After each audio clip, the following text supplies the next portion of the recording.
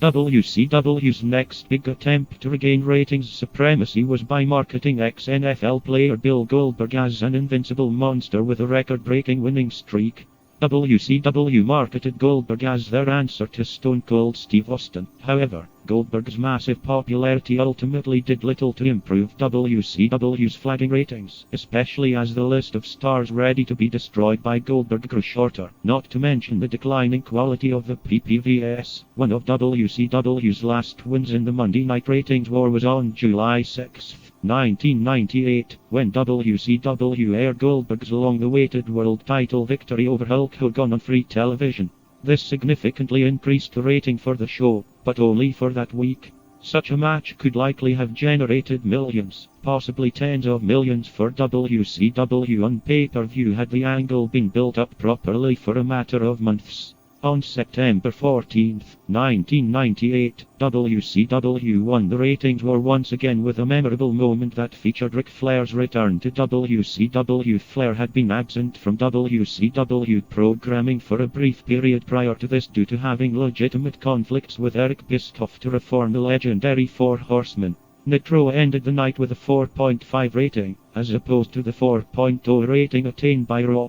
On October 25, 1998, WCW's Halloween Havoc ran longer than the time allocated because of the last-minute addition of the tag team title match between the champions Scott Steiner and the Giant and the challengers Rick Steiner and Buff Bagwell, which Rick Steiner won by himself although Bagwell abandoned him as a tag partner.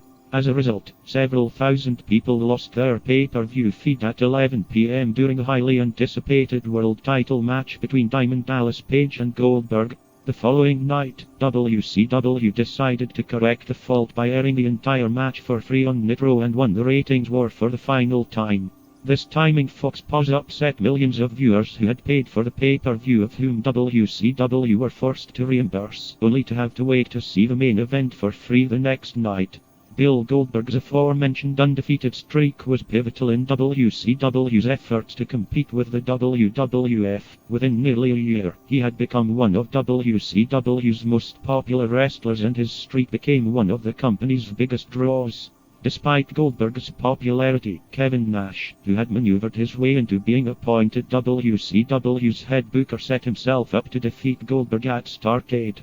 Though the match itself went well, it drew criticism for how it ended. Scott Hall ran in and tasked Goldberg with a cattle prod, enabling Nash to pick up the win, ending Goldberg's streak and becoming the champion. Many believed the way the match ended damaged the aura of invincibility that had been built up around Goldberg for the past year and a half.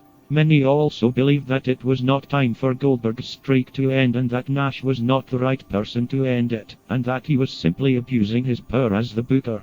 With Goldberg's streak over, WCW's chances to compete with the WWF dwindled.